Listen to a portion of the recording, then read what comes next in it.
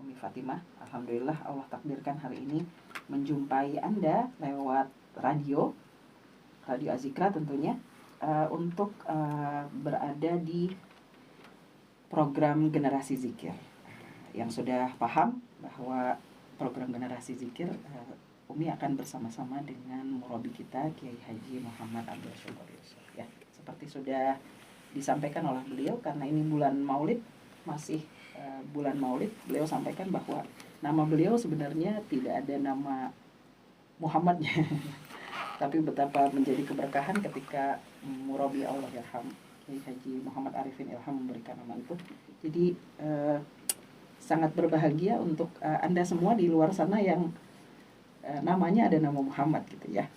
Bersyukur kepada Allah karena disandingkan dengan nama seorang manusia pilihan yang menjadi kekasih hati kita semua. Baik, hari ini temanya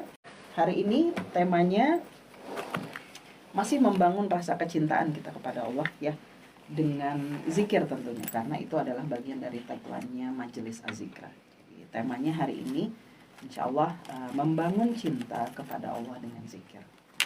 Kalau kemarin tentang keajaiban sholawat, bagaimana kita membangun kecintaan, menjadikan hidup tenang dan berkah dengan sholawat kita. Dengan banyak keajaiban yang sudah dirasakan oleh banyak orang bahwa membaca sholawat apalagi di bulan Maulid, wah keistimewaannya dan keajaibannya sudah dirasakan. Baik, alhamdulillah hari ini sudah hadir bersama kita murabi kita Kiai Haji Muhammad Abdul Syukur Yusuf. Kita sapa dulu beliau ya. Assalamualaikum warahmatullahi wabarakatuh, Ustaz. Waalaikumsalam warahmatullahi wabarakatuh. Hari ini jadwalnya padat. Sepertinya begitu ya. Insya Allah. Kalau dikasih jadwal kita bersyukur. Iya. Tapi nggak dianggurin. Alhamdulillah. Bermanfaat. Mudah-mudahan dalam keridhaan Allah. Amin. Dalam perjalanan cinta dan perjalanan mencari ridho, ya, sekaligus jalan penghapus dosa. Amin, insya Allah. Baik, untuk itu tidak berpanjang kalam, kita akan memulai perjalanan pagi ini. Mari sama-sama mengundang rahmat dan ridha Allah dengan membaca basmalah bersama-sama. Bismillahirrahmanirrahim. Kita mulai. Kita akan dengarkan dan silahkan cari posisi ternyaman Anda. Boleh buka catatannya, siapkan catatannya untuk mendengarkan syarik ilmu yang akan disampaikan oleh murabi kita Kiai Haji Muhammad Abdul Syukur Yusuf di program Generasi Zikir. Tafadhol Mas Kur. Bismillahirrahmanirrahim. Assalamualaikum warahmatullahi wabarakatuh. Waalaikumsalam. Alhamdulillah alladzi an'ama alaina bi ni'matil imani wal islam. Asyhadu an la ilaha illallah wa asyhadu anna Muhammadan abduhu wa rasuluh. Allahumma shalli ala sayyidina Muhammadin wa ala alihi wa sahbihi ajma'in. Amma ba'd. Rabbi a'udzu bika min hamazati syayatin wa a'udzu bika rabbi ay yahdurun. Subhanaka la ilma lana illa ma 'allamtana innaka antal alimul hakim. Bang Andika, Mas Ari, Bang Dedi, juga Umi Fatimah dan semua al-zakirin wal zakirat, sahabat al-dzikra yang dimuliakan oleh Allah Subhanahu wa taala. Semoga Jumat ini berlimpah barokah untuk kita. Keluarga kita, usaha, kerja, harokat dakwah zikir dan jihad kita. Dan juga hari ini Allah limpahkan keberkahannya. Allah beri limpahkan petunjuknya. Dan Allah jaga kita dari segala keburukan dan kejahatan sepanjang hari ini dan setelahnya. Amin ya rabbal alamin. Salawat dan salam untuk kekasih Allah baginda Rasulullah Muhammad sallallahu alaihi wasallam, keluarga beliau yang mulia, para sahabat setia radhiyallahu anhum. Berkaitan dengan zikir untuk menumbuhkan cinta, ya, baik kepada Allah dan Rasul. Gak mungkin dong orang cinta Rasul tanpa mencintai Allah. Atau kita tidak akan sampai cinta kepada Allah tanpa cinta kepada Rasul.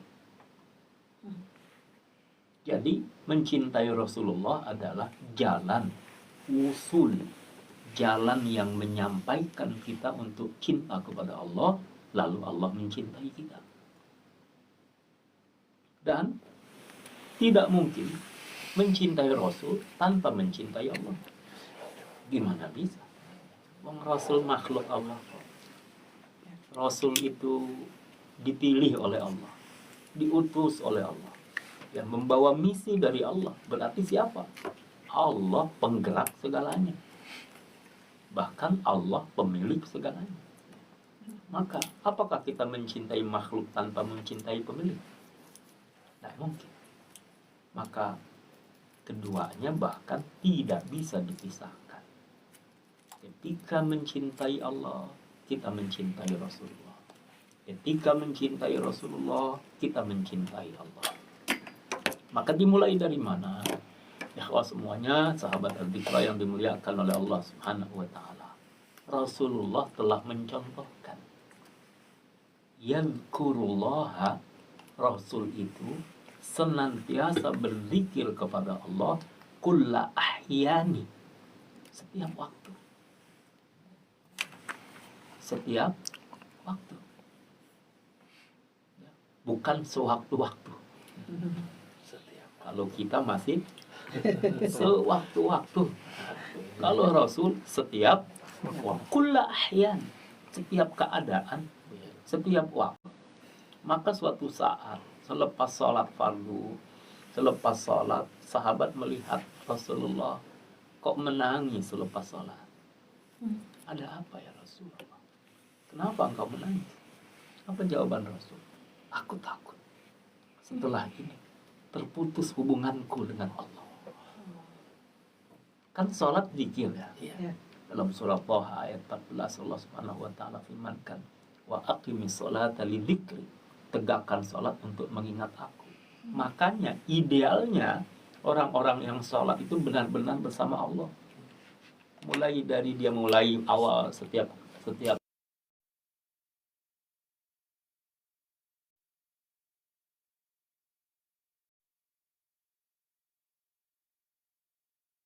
mulai dari takbiratul ihram sampai salat sampai salam itu zikir kepada Allah kan.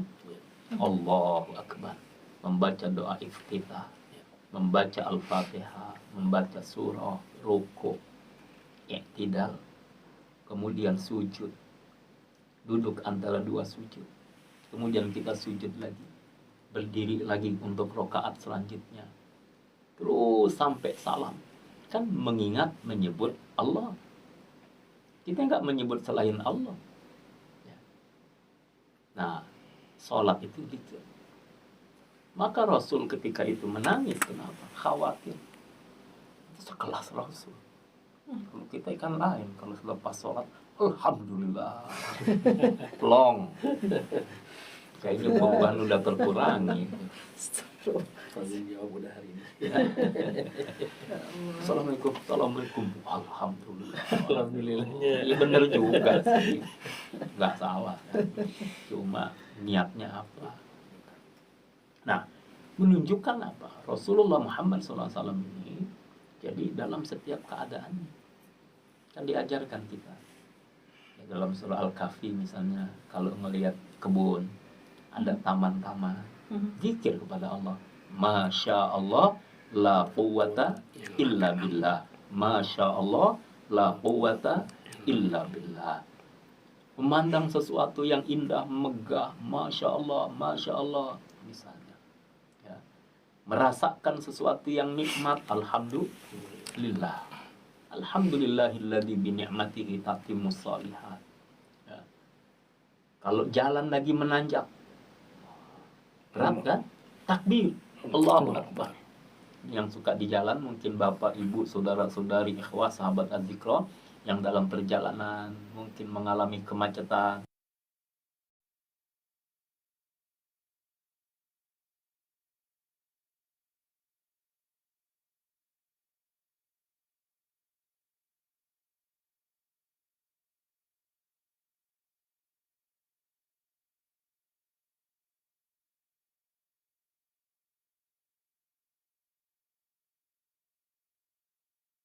Jangan membaca tasbih. Kalau turun subhanallah, kalau naik Allahu Akbar. Gitu. Kemudian dalam setiap keadaan kalau awan sudah pekat,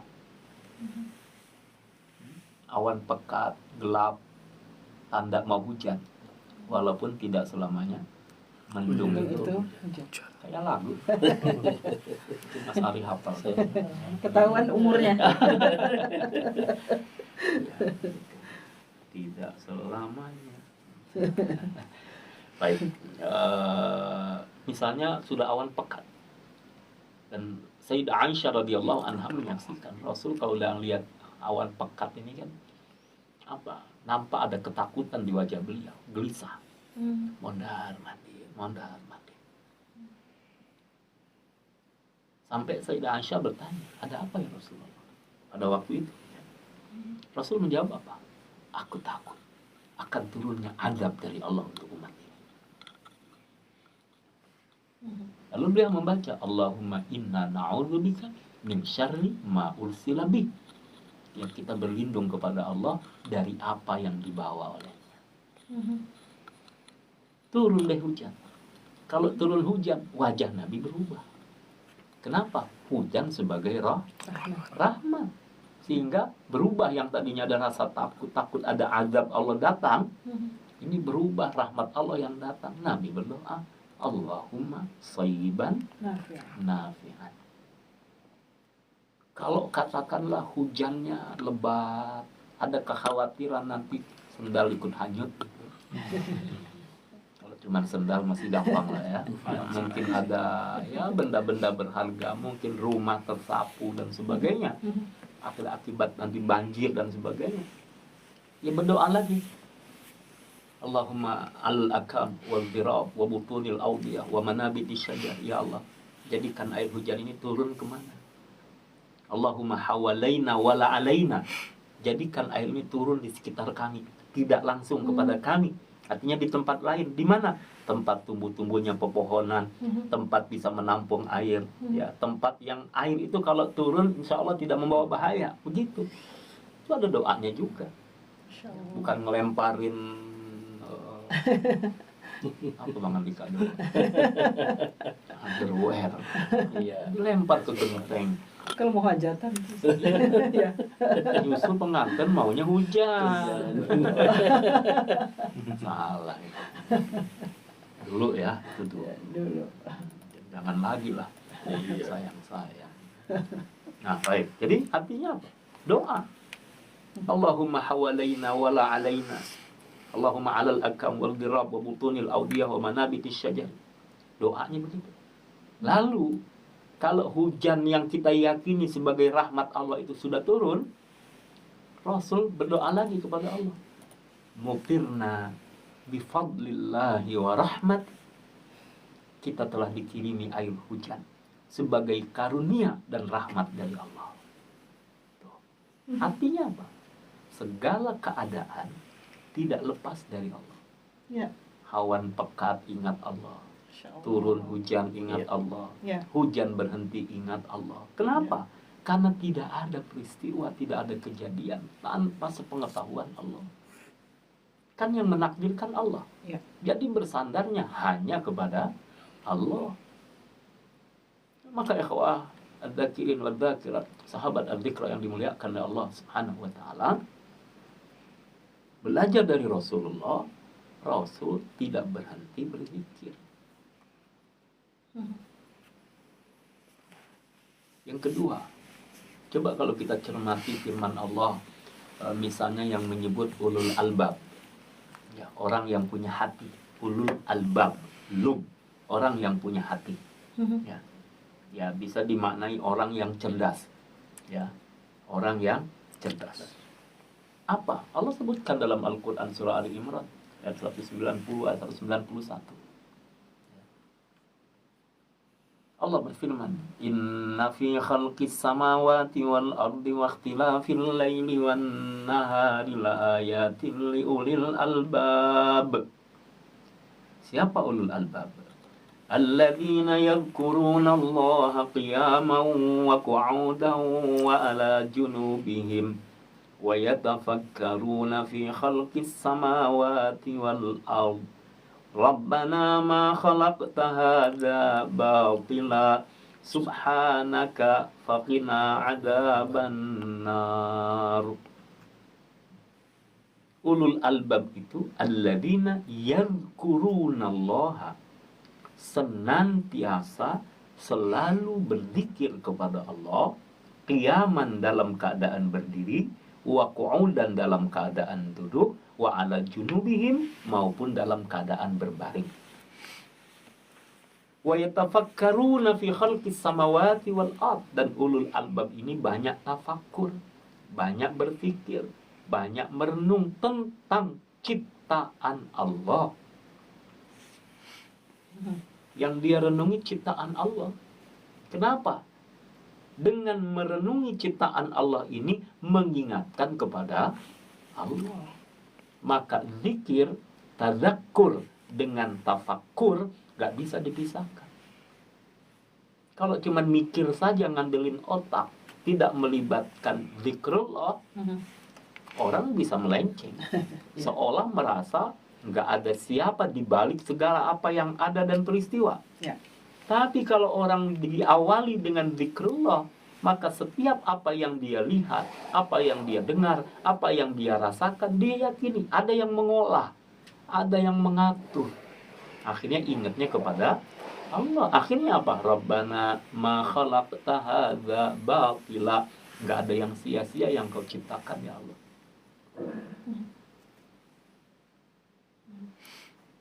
Kenapa air laut asin? Saya nanya betulan. Iya betul. Betul ya. Saya nanya aja, kenapa air laut asin? Apa ya? Kita jawab nanti berarti. Artinya begini. Ya. Ada manfaat lain. Ada biota. Ya. Ada makhluk yang memang Allah siapkan berada di air yang asin. Kalau dia pindah ke air tawar, mungkin nggak hidup ya. Ya. Ya, hidup. Kemudian air itu bukan hanya sekedar air kan, bisa diolah menjadi sesuatu yang lain yang dibutuhkan oleh manusia. Garam. Bikin garam dari mana? Dari air laut. Ya kan? Bikin garam. Dan itu menjadi kebutuhan yang besar untuk manusia. Coba manusia kekurangan iodium. Ya, iodium itu dari garam ya. Iya. Ya, kan? Kekurangan itu apa yang terjadi? Gondongan satu contoh, belum yang lain-lain. Berarti apa? Benar. Rabbana ma khalaqta hadza batila, enggak ada yang sia-sia. Kenapa air hujan diturunkan? Mungkin sebagian orang pada saat itu ya belum berharap hujan turun. Baru aja nyuci, jemur. Hujan. Ngepel halaman teras depan rumah. Kalau bahasa Depok tempias, air hujan kotor lagi kan? Atau yang punya mobil, punya motor baru dicuci. Cucinya semir-semir lagi. Car wash lagi. Waduh, udah keluar uang. Tapi kita doain teman-teman yang punya car wash tetap laku. Amin. DJ car wash. DJ car wash. Ya kan? Ya, Coba kalau kita pikir tuh ya. Terus emang kita mikirin bahwa ternyata ada makhluk Allah yang lain yang sedang membutuhkan itu. Ya. Saya selalu mencontohkan begini. Tumbuhan yang ada di rumah kita, yang dekat kita, di halaman rumah kita, di tanah yang kita katakan pemiliknya, mungkin itu yang kita perhatikan, airnya. Itu pun kita pilih-pilih, pohon mana, nggak semua pohon kan. Kadang-kadang kita cuekin aja, nggak pakai disiram. Sementara dia butuh airnya. Terus dari mana airnya? Allah kirimin lewat air hujan. Yang kita tidak pikirkan kebutuhan airnya, Allah kirimkan hujan sehingga dia menyerap air. Ya kalau di rumah kita pilih yang kita kasih air khusus yang mana? Yang mahal yang punya nilai jual lebih, ya kan, yang mungkin Bunganya indah, yang kita anggap lebih indah, yang kita bisa tempatkan di tempat yang orang lain kalau melihatnya ini bagus, ada pujian-pujian, misalnya begitu kan. Ya. Tapi yang lain selebihnya belum tentu tuh dalam pemikiran kita. Tapi Allah kan Allah sayang kepada semua makhluk. Apakah semua binatang dalam tanggungan kita? Enggak. Yang kita tanggung paling yang kita di rumah kita. Kalau kucing Persia sih ya dikasih lebih mahal ya. Saya pernah juga, ya ini maaf, satu tempat di daerah Jakarta. Kita dulu dengan almarhum Ki Arifin Ilham. Itu paling enggak sebulan sekali datang ke rumah itu. Perwajahan dari rumah itu sih kalau di depan ada kelihatan alang-alang juga. Kayaknya biasa-biasa aja. Tapi rupanya kalau kita masuk itu pintunya aja nggak perlu pakai didorong. Pakai sensor. Pintu gerbangnya Ya. itu tinggal kita kelihatan udah mungkin ada di dalam kelihatan ya, kedeteksi, pintunya langsung otomatis buka. Masya Allah. Masuk ke dalam ada pos satpam. Di sebelahnya, maaf, ada kandang anjing. Anjingnya gede-gede. Makanannya daging. Sang penjaga rumah itu juga mengatakan bagusan dia makannya Pak daripada saya. Oncom. Atau oncom. Berarti kan kalau diperhatikan ini berharga nih ya. Ya. Mungkin harga seekornya mahal dan perlu perawatan. Ya, kalau di dalam kandang untuk menjaga rumah itu masih dibolehkan. Jangan bercampur dengan kehidupan kita. Kalau dikasih makan tempatnya juga khusus.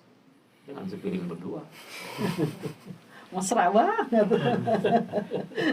So, pemilik rumah sama anjing. Dia tetap di kandangnya, tidak dilepas, harusnya begitu. Ya. Baik, kemudian di sebelahnya itu, Masya Allah, ada garasi mobil. Mobilnya build up semua. Nggak kebayang, saya kan nggak ngerti mobil. Bukan hanya nggak ngerti, memang males mikirin harganya itu yang nggak nyampe maksudnya. Lihat, ya Allah, mobil-mobil mewah, build up. Yang jaga cerita, ini Pak, ya Alhamdulillah. Kalau pagi kami bersihkan, bilang, mesinnya dihidupin, maju, mundur, Manasin. nggak dipakai. Ini cerita nyata lah ya. Dan masuklah kita ke dalam rumah. Rumah itu berapa kamar yang indah. Kolam renangnya aja ada 2. 2 tempat kolam renang. Terus yang punya rumah beberapa kali saya datang nggak pernah ketemu. Jadi yang ada saudaranya aja. Jadi bikin pengajian di situ. Mereka senang ada pengajian, tapi yang tuan rumahnya nggak ada di rumah. Jadi yang menempati rumah itu siapa? Jepang ada sensornya. Nanti kalau kena sensor, air keluar sendiri. Ya, Masya Allah. Begitu. Jadi kita mau orang kampung. Iya, maklum. Subhanallah. Artinya kan begini. Yang kita perhatikan tadi kan khusus-khusus saja. Tapi Allah dengan rahmannya, semua makhluk, hatta yang beriman tidak beriman, yang ibadah tidak ibadah, yang melakukan ketaatan atau kemaksiatan, dengan rahmat Allah rezeki dikasih. Ya. Jadi jangan gini juga, aku udah sholat, kenapa aku nggak dapat rezeki? Nggak sholat pun dikasih rezeki oleh Allah. Kenapa? Allah dengan sifat rahmannya, semua makhluk itu diberi rahman oleh Allah Subhanahu wa Ta'ala. Lalu rahim, nah ini yang beda. Rahim buat orang-orang beriman. Boleh jadi di dunia dia nggak banyak harta, tenang, ntar kebahagiaan seindah-indahnya akan menjadi miliknya karena kesabarannya, karena kesyukurannya, karena ketaatannya. Sementara mereka yang bergelimang tadi katakan sudah mendapatkan sesuatu di dunia, tapi tidak kembali kepada Allah, ya siap-siap juga dengan Allah Maha Adil. yang baik berbalas kebaikan, hal jazaul ihsan illal ihsan. Dan Allah tidak menzalimi hambanya. Kalau dia melakukan keburukan, ya dia siap-siap mendapat balasan yang setimpal. Makanya kalau doa dilengkapi, Rabbana atina fid dunya hasanah wa fil akhirati hasanah wa qina adzabannar. Kenapa? Dalam ayat yang lain Allah sebutkan, ada mereka yang berdoa meminta Rabbana atina fid dunya hasanah wa ma lahu fil akhirati min khalaq.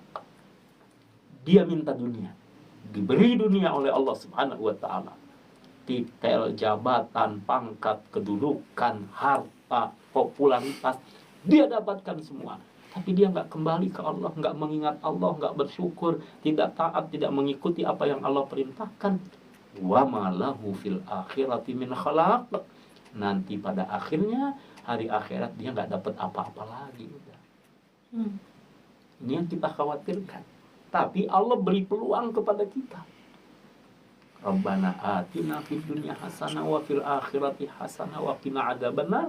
Ada orang yang di dunianya memang sudah dikasih nikmat oleh Allah. Hartanya dicukupkan, bukan hanya cukup, bahkan berlimpah lebih. Ada yang dia dengan ketaatannya diangkat derajatnya oleh Allah, popularitasnya menjulang dan sebagainya. Itu memang janji Allah. Ada orang-orang yang demikian. Jadi jangan kaget ada orang soleh kaya. Ada juga orang soleh enggak kaya. Ada juga orang udah enggak soleh, enggak kaya. Ini yang repot. Kita mau yang mana? Coba. Soleh kaya. Dia mendingan soleh kaya dong daripada yang enggak soleh enggak kaya lagi. Sengsara itu namanya. Ya, kalau masih dapat bagian di akhirat, di dunia enggak, masih lebih baik dong. Ya. Masih dapat juga. Ini yang repot, di dunia enggak, di akhirat kagak. Nah, kagak tuh bahasa mana itu? Dunia enggak, akhirat enggak. Ada yang di dunia dapat, akhirat enggak. Ada yang di dunia enggak, akhirat dapat. Yang kita mau dunianya dapat, akhiratnya dapat. Tapi itu kan Allah yang ngatur. Gitu. Iya. Allah yang ngatur. Maka begitu. Apa sih kita melogikakannya dengan ketika banyak berzikir kepada Allah, mengingat Allah. Orang kalau sudah banyak menyebut, ini akan terasa dekat. Zikir ini kan mengingat menyebut Allah, yang kemudian diiringi dengan ketaatan, ya, mengingat menyebut Allah. Nah, orang akan banyak mengingat ketika dia merasa dekat, ya. Lalu dengan mengingatnya dia merasa semakin dekat, dan karena dia semakin dekat dia banyak mengingat.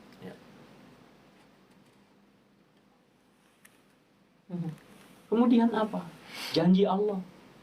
Kalau ada seorang hamba, dia menyebut-nyebut aku, dia mengingat-ingat aku sebut-sebut juga dia. Masya Allah. Kalau dia dalam kesendiriannya, dalam dirinya, aku ingat dia pada dirinya. Kalau dia dalam keadaan yang lebih besar lagi, dalam skup, dalam area yang lebih besar, dia mengingat aku, maka lebih besar lagi aku mengingat dia. Janji Allah begitu. Jadi, tadi kalau kita bicara cinta, berpikir, mengingat, menyebut Allah, menghantarkan kita merasa makin dekat dengan Allah, dan Allah pun benar-benar dekat dengan kita. Ya, kadang begini, kita contohkan orang tua sama anak.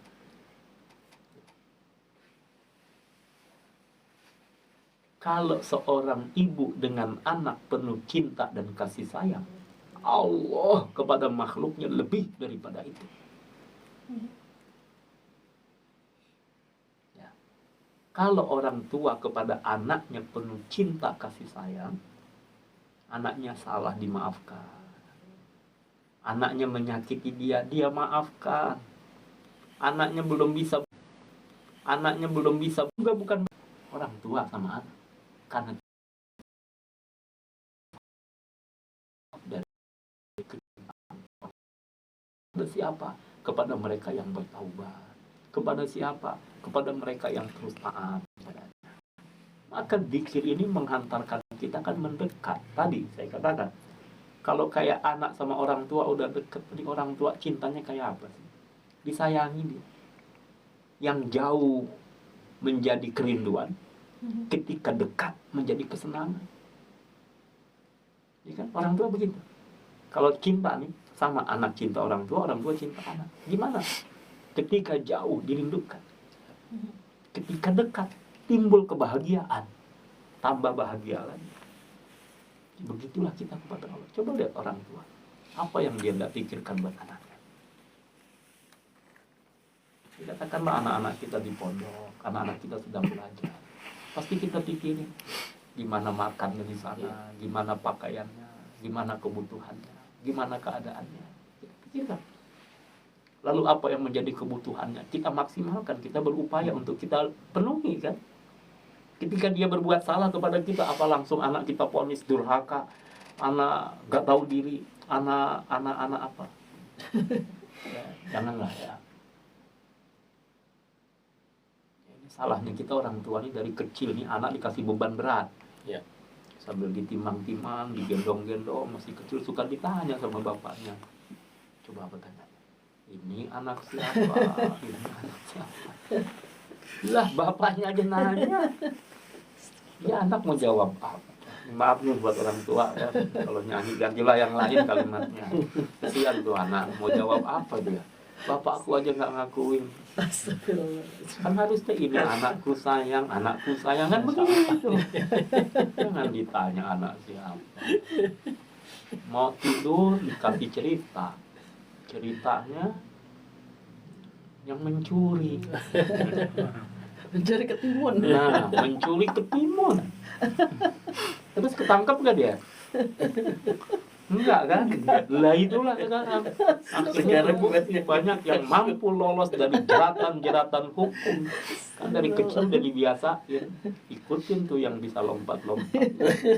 Udah didoktrin. Jadi lompat-lompat ke sana kemari. Astagfirullahaladzim. Benar. Ya harus benar dong. Ya, ini kan contoh ya. Jadi orang tua lihat anak dimaafkan sama orang tua. Kadang-kadang salah pun dibela. Hah? Ya, betul kan? Walaupun anak jarang bela orang tua, tapi kalau orang tua belain anak tuh lebih. Jadi kalau kita sudah yakin Allah akan menolong hambanya, Allah bersama hambanya, Allah mengingat hambanya, apalagi yang kita takuti? Kita aja sesama makhluk kadang-kadang salah dibela, apalagi Allah. Dengan syarat kita kembali kepada Allah. Makanya kekuatan zikir itu bukan hanya di saat susah, bukan hanya di saat berkebutuhan, tapi zikir itulah yang menjadi kebutuhan kita. Jadi jangan ada masalah dulu baru zikir. Ya tapi lebih salah lagi kalau udah ada masalah nggak zikir. Gitu. Makanya mikir. Ngomongin gini enak ya. Prakteknya kan nanti tinggal kita ya. Ya artinya zakirin wa zakirat sahabat Abdul semuanya. Berzikir kepada Allah benar menambahkan cinta, menambah keyakinan, menumbuhkan harapan, so close, merasa deket kan. Kalau udah deket gimana sih? Tadi kalau kita contohin orang tua ke anak aja kayak begitu. Lalu bagaimana Allah kepada hambanya? Allah sayang sama kita, dikasih kesempatan taubat. Terus nikmatnya sama sekali diambil semua? Enggak kan? Kadang-kadang nikmat mata dikurangi. Tapi alhamdulillah nikmat jemari masih diberi. Berapa banyak orang yang matanya tertutup, tapi dia masih mampu mengolah sesuatu dengan tangannya. Ya. Berapa banyak orang yang tangannya tidak lagi mampu digerakkan, tapi dia mampu melukis, menulis sesuatu yang indah dengan kakinya. Ya, Masya Allah. Berapa banyak orang-orang yang kemudian punya keterbatasan dalam tubuhnya, tapi Allah angkat derajatnya. Suara yang indah. Ya. Seperti yang kemarin sempat viral, Putri Aryani. Matanya ditutup oleh Allah, tapi ketika jemarinya memainkan tut piano, terdecak kagum kita semuanya. merasakan keindahan itu. Belum lagi diiringi dengan vokal yang subhanallah. Ya, kalau kita bicara tentang lagu, rasanya kok indah gitu ya. Ya. Maka begitulah buat kita semua dalam kehidupan. Ada saat-saat yang dikurangi oleh Allah. Ada saat-saat yang diberi. Ya, saya selalu mengatakan, dunia ini bukan tempat musibah total. Ada novelnya, sengsara membawa nikmat. Midun. Sama kaca. Ya, artinya apa? Ada kesusahan, ya, ada kesengsaraan, ada derai air mata, tapi nggak selamanya. Ya. Emang kita nangis terus kan nggak juga. Ada senyum juga, ada lapar, tapi ada saatnya dikenyangkan juga. Ada sulit, tapi ada saatnya dimudahkan juga. Tidak selamanya kesengsaraan, tapi juga ingat, nikmat, siap-siap juga ada musibah, kan keniscayaan. Walanabluwannakum bisyai'im minal khauf wal ju' wa naqsim minal amwal wal anfus wat thamarat wa basyiris sabirin alladzina idza asabathum musibah qalu inna lillahi wa inna ilaihi raji'un ulaika alaihim shalawatun min rabbihim wa rahmah wa ulaika humul muhtadun. Sepandai-pandai tupai melompat, sesekali dia jatuh juga. Artinya di balik nikmat itu siap-siap ada musibah juga. Supaya jangan apa, orang kalau nggak pernah sakit mungkin sombong dia. Ya. Orang kalau nggak pernah mengalami kesulitan, kadang-kadang nggak kuat dia, nggak kuat mental. Sedikit ada apa-apa baper. Katanya hebat, kok melo. Beda mau melu ya. Kalau melo beda. Ya, ikhwan dimuliakan oleh Allah Subhanahu wa taala. Jadi benar kok, bersama Allah. Orang kalau cinta banyak menyebut. Ya kan? Siapa yang mencintai sesuatu, dia banyak menyebutnya. Ya kalau kita cinta sama Allah, banyak menyebut Allah dong. Dengan zikrullahnya gitu. Kemudian kalau sudah terus banyak mengingat menyebut, insya Allah terasa dekat. Kalau udah terasa dekat, timbul cinta. Kalau udah cinta, pasrah sudah. Kita mencintai Allah, terserah Allah. Ya. Allah mau apain kita, Allah mau perlakukan kayak apa kita. Emang cintanya tulus kok. Itu namanya nothing tulus. Nothing tulus. Betul. Cinta kepada Allah udah serahin, tawakal. Adapun usaha kita, cinta ini yang mengatur diri bagaimana supaya pantas untuk dicintai, mendapat cinta, tidak bertepuk sebelah tangan. Makanya kalau dalam filsafat cinta, berat nih. Ya itu bagi orang yang punya cinta bisa merasakan. Kalau yang nggak punya cinta, cinta, makan tuh cinta. Dalam cinta itu ada apa? Ada knowledge. Ya. Pengetahuan. Rasa ingin tahu, kepo. Oh. Ya enggak? Ya. Orang kalau cinta kepada sesuatu kan pengen tahu. Begitulah orang cinta kepada Allah. Pingin ma'rifatullah, mengenal Allah. Siap. Ya. Knowledge diolah. Ya. Ya, kalau kita cinta sama Bang Andika, kan kita pengen tahu aktivitasnya apa aja sih, pakaiannya kayak apa, gayanya kayak apa, bagaimana dia mengungkapkan, mengekspresikan cintanya, dan seterusnya kan gitu. Orang makin kenal, makin senang sama yang dia cintai, ya berusaha makin mengenal dengan sebaik-baiknya, memahami, ya kan? Nah itulah makrifat dengan knowledge, pengetahuan. Orang cinta itu syaratnya begitu. Yang kedua, ada respect. Lalu kalau sudah respect, kemudian dia care. Lalu apa? Responsibility. Waduh, baru ngapal saya. Nanti kita bahas deh filsafat cinta. Masya Allah. Karena waktu ya. Filsafat cinta, siap. Filsafat cinta. Kita mulai dari zikir. Jadi jangan dikira ahli zikir cuma baca-baca. Subhanallah, alhamdulillah, la ilaha illallah, Allah akbar. Hati-hati loh cintanya. Yang penting jangan dibagi-bagi. Masya Allah. Cinta cinta kepada Allah, zikrullah, cinta Rasul, cinta umatnya Rasul. Insya Allah. Baik, Masya Allah.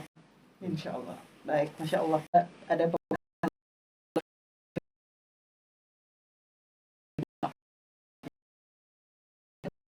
sudah banyak diungkapkan tentang bagaimana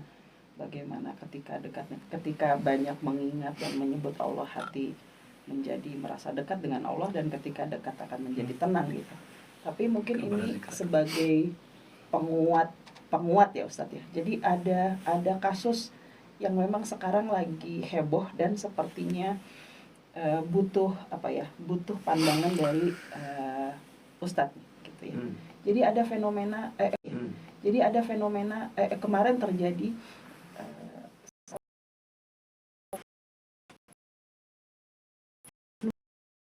membawa 2 anaknya yang masih kecil.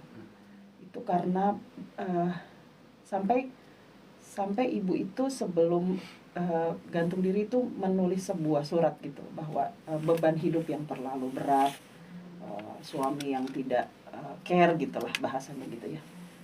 Yang bisa dipahami apa ya yang bisa Ustadz berikan nasihat gitu loh, karena memang kalau sudah dibahas tadi ya kalau bahasanya Umi itu karena tidak pegangan sama Allah gitu. Tapi mungkin ini bisa jadi pesan untuk banyak orang di luar sana yang punya masalah berat gitu ya.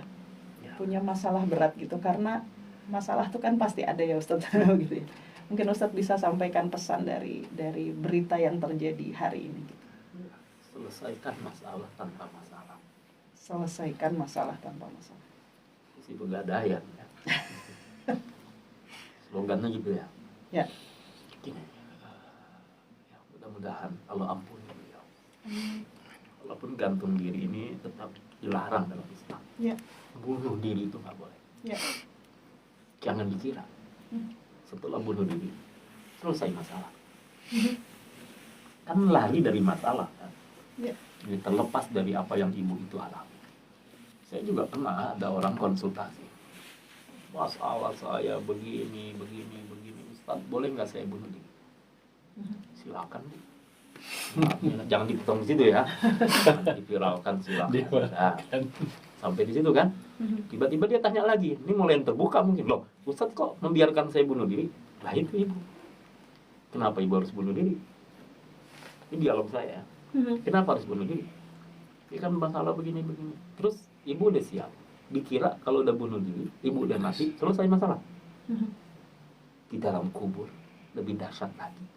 Mau lari kemana? Kita pertanggungjawabkan dengan apa yang kita lakukan. Di dunia ada apa-apa masih bisa ngomong sama orang, ya nggak? Ya. Masih bisa ketemu orang. Insya Allah masih ada harapan, selama masih ada kehidupan.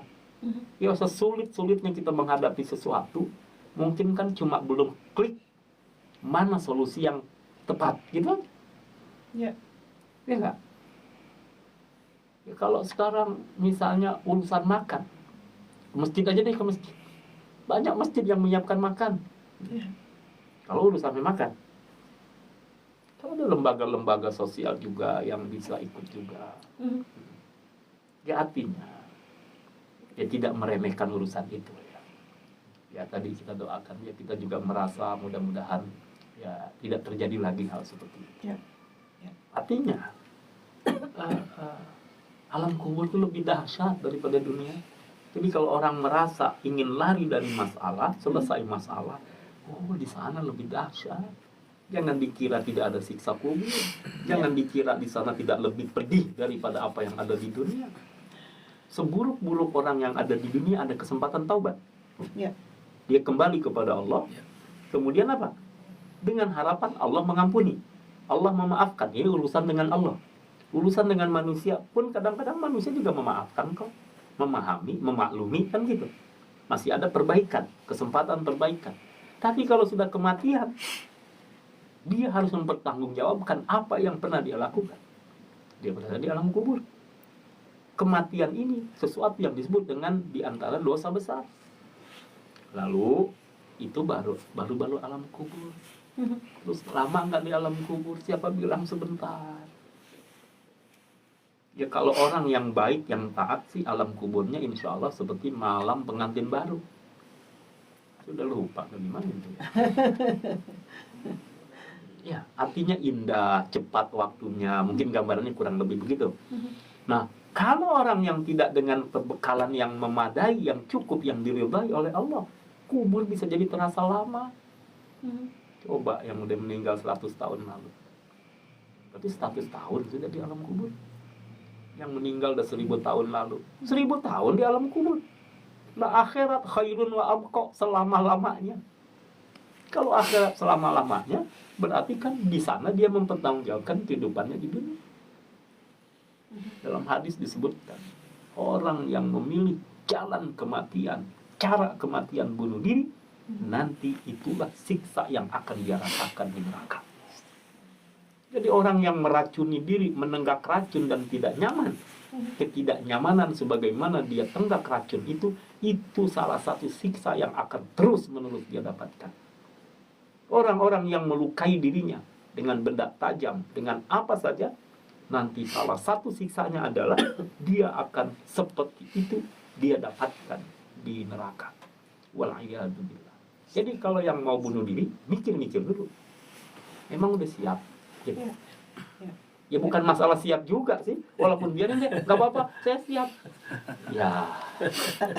Walaupun katanya ridho gitu deh. Iya. Mengorbankan diri. Ya mengorbankan diri nggak apa-apa, nggak belum siapa bilang nggak apa-apa. Iya. Sekarang aja Iya. belum tahu. Iya. Itu aja masalahmu hari ini adalah berat. Iya. Gimana nanti yang lebih berat? Nah kan solusinya kita terus gimana dong? Iya. Tadi Allah kan sudah firman. Fala tayasu. Jangan pernah berputus asa dari rahmat-Nya. Jangan pernah berputus asa dari rahmat-Nya. Allah pasti gerakan berbagai hal, berbagai cara, bahkan hati-hati manusia yang kemudian apa? Ya nanti Allah gerakan bisa menjadi solusi. Saya cukup tertarik ya oleh sebuah video di YouTube ya. Saya lihat tentang bagaimana kedekatan antara makhluk Allah, manusia dengan binatang laut. Jadi dalam sebuah ini video yang saya lihat ya. Jadi ada yang relawan kemanusiaan laut itu kan, pecinta binatang. Ya. Ini luar biasa mereka. Yang kita nggak lakukan itu nggak bisa ya, ini memang bidang masing-masing ya. Iya. Itu hewan-hewan laut itu misalnya kayak ikan-ikan yang besar, ternyata tubuh mereka seringkali dihinggapi sesuatu yang bisa menyakitkan. Ternyata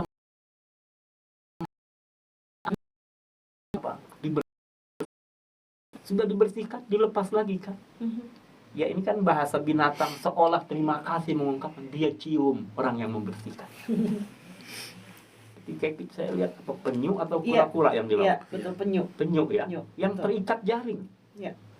Terikat, dia nggak bisa bergerak. Akhirnya apa yang dilakukan oleh si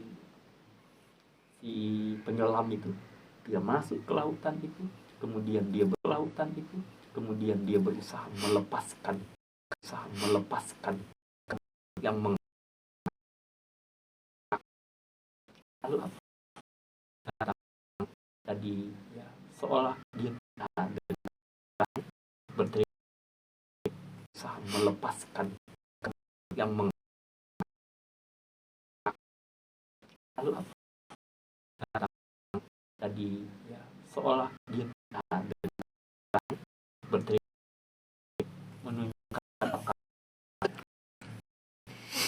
ini gini, di dalam kesulitan sambil belajar cari ya. Kalau pakai logika, siapa yang nolongin? Iya. Ya. Kita kembali kepada ceritanya Nabi Yunus alaihissalam. Iya. dilempar ke laut, ditelan oleh ikan yang besar, masuk ke dalam perut ikan, dia nggak mati. Coba, apa yang bisa menyelamatkan dia di dalam perut ikan itu?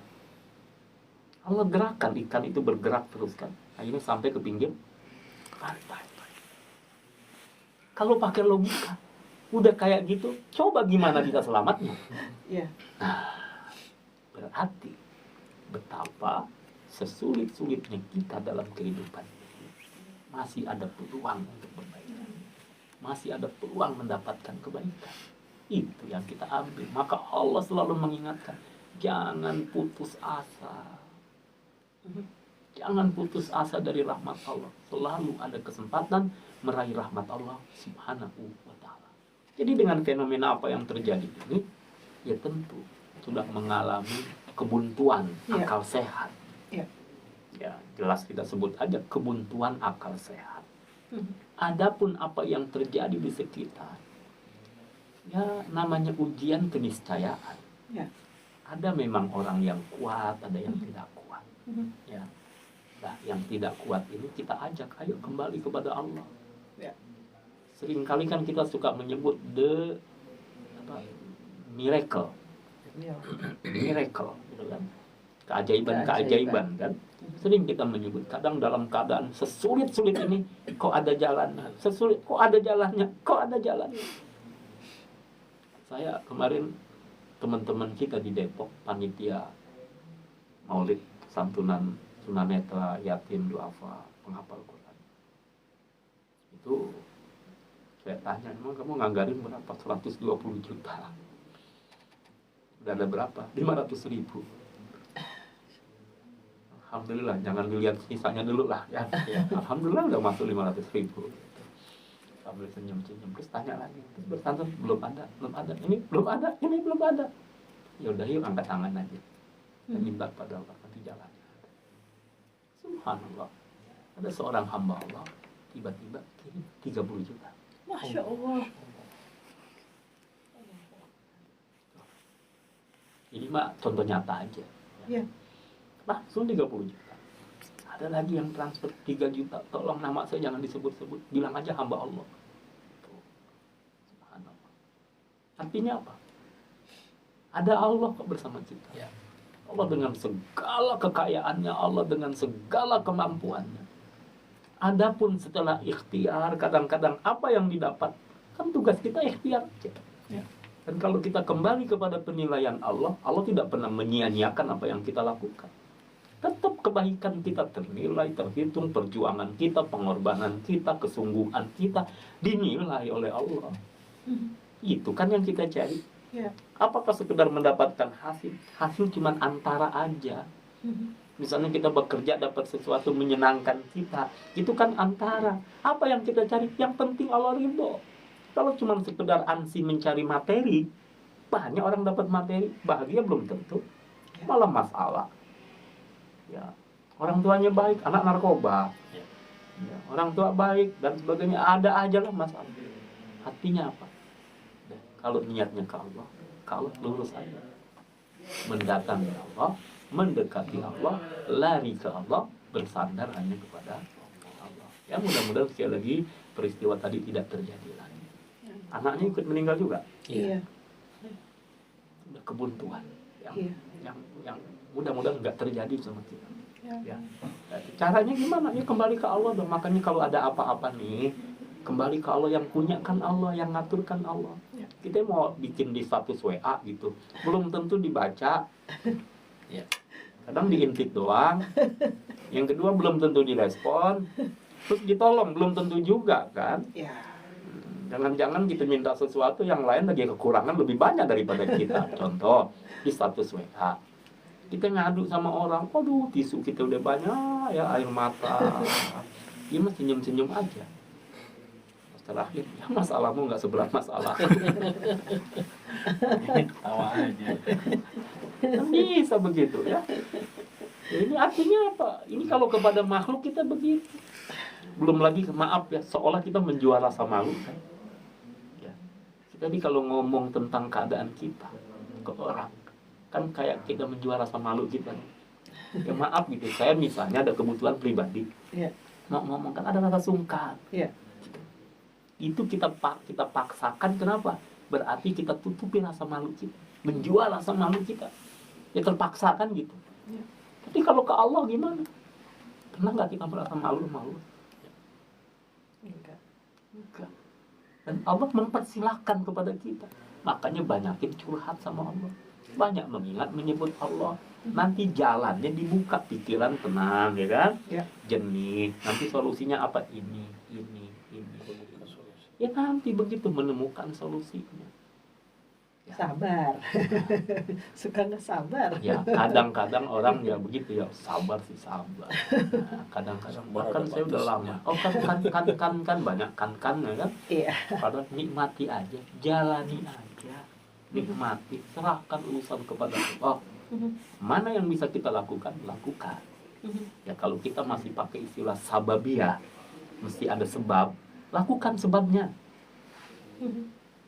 Tapi kemudian jangan pernah melupakan dan meninggalkan Allah Subhanahu wa Ta'ala. Baik. Siap, insya Allah ya, kita saling mendoakan, dan mungkin tadi kalau dibahas kita juga bisa mengambil tugas untuk berdoa menyampaikan cahaya Allah ya, masing-masing dari kita. Baik.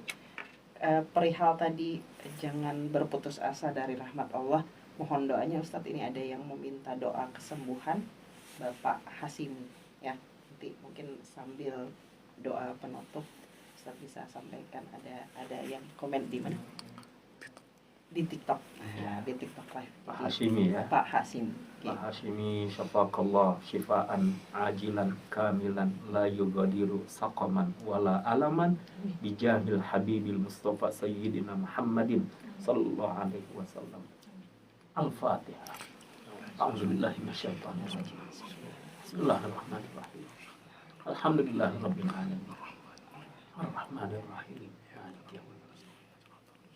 Iyyaka na'budu wa iyyaka nasta'in. Ihdinas siratal mustaqim. Siratal ladzina an'amta 'alaihim ghairil maghdubi 'alaihim waladdallin. Amin. Ya mujibas sa'ilin. Semoga semuanya Pak Hashimi dan semua yang dalam keadaan sakit disembuhkan oleh Allah Subhanahu wa Ta'ala. Yakinlah Allah Maha Penyembuh. Di balik sakit banyak hikmah, di balik sakit ada ampunan, di balik sakit insya Allah ada pahala, di balik sakit bisa mengundang, mengeratkan silaturahim, di balik sakit insya Allah ada kebaikan yang Allah siapkan buat kita. Teruslah berjuang untuk sehat, untuk sembuh, dan yakini sekali lagi Allah lah Sang Maha Penyembuh. Jadi nanti ada tema yang kedua, jangan menyerah. Jangan menyerah, siap. Ada filsafat cinta, jangan menyerah. Jangan menyerah. Baik, alhamdulillahirabbil alamin. Hari ini perjalanan kita dibatasi oleh waktu sepertinya begitu ya, karena agendanya masih banyak yang harus dilakukan murabi. Jadi sudah kita akhiri hari ini dengan mungkin nanti Ustadz akan memimpin berdoa bersama, semoga ada banyak keberkahan yang terlimpah di hari Jumat mulia. Baik, mengingat waktu, kami harus khutbah Jumat di Masjid Al-Hakim. Jadi harus segera, insya Allah doa kita dengan kafaratul majlis. Insya Allah Allah rahmati, Allah berkahi. Sebelumnya kita baca satu doa zikir yang sering dibaca oleh Rasulullah SAW dalam kesulitan. Ya, kita doakan negeri kita dalam keberkahan, dalam kedamaian. Yang kurang baik diperbaiki. Insya Allah kita tatap hari esok yang lebih baik untuk saudara-saudara kita di Gaza, di Palestina, dan hari ini juga di Doha. Semoga Allah muliakan para mujahid, Allah menangkan para mujahid, Allah tolong para mujahid, dan insya Allah semua dalam keadaan baik. Al-Aqsa dalam genggaman kaum muslim, tidur Palestina benar-benar dalam keadaan merdeka, sehingga penduduknya bisa merasakan kebahagiaan sebagaimana orang lain. Dan semua yang berinfak, bersedekah, insya Allah dimuliakan oleh Allah Subhanahu wa Ta'ala. Para pejuang al-zakirin wal-zakirat di majlis ad-dzikra, semuanya insya Allah dalam kemuliaan Allah Subhanahu wa Ta'ala.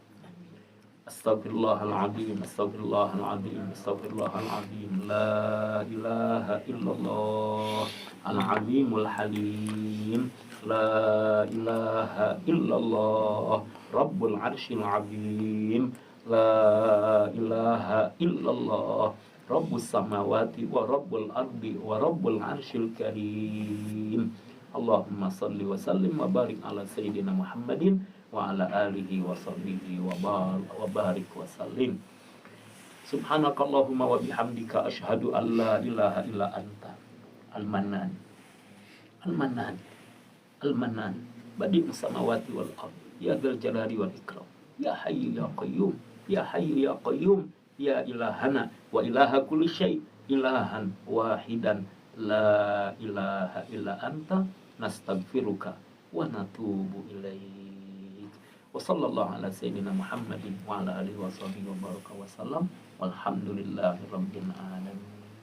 Maaf lahir batin. Assalamualaikum warahmatullahi wabarakatuh. Waalaikumsalam warahmatullahi wabarakatuh. Jazakumullah khairan katsiran kepada